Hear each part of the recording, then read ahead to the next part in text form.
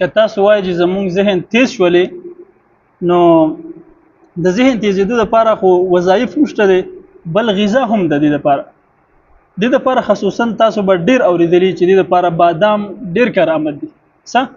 دا بادام د ذهن تیزېدو لپاره ډیر کارآمد دي نو دا خبره بالکل ټیک ته خو دلته تاسو دا غلط استعمال کوئ د دې استعمال تاسو غلط کوئ ګورو تاسو دغه طریقه خیم چې کله تاسو د ذهن تیزېدو لپاره بادام خورئ د بادامو د استعمال دوه ټیمونه دي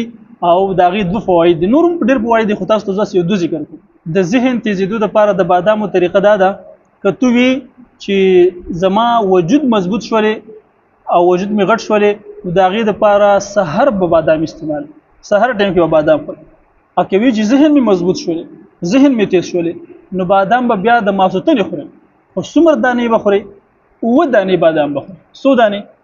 و دانې بادام بخوري د ذهن تیزېدو لپاره خوري نو ماسوتن مانځنه پس بخوري او که د وجود مضبوطېدو او د وجود غټېدو لپاره خوري نو بیا به سحر خوري و دانې بادام بس پشمار باندې مونږ غلطي دا کوو چې مونږ یې ماسوتن په اوبو کې واچو او بیا سي هغه مونږ سهار له پاسته شوي بیا هغه سهار راوالو هغه اوبه وڅکو او پسې بادام وخورو د دې به هم څه فایدې دغه خو ماته معلومات نشته دی خو البته ما چې تاسو ته کوم ووي نو د ذهن تیزېدو لپاره په دغه طریقې خورئ او د وجود د مضبوطېدو لپاره په دې بله طریقې باندې خورئ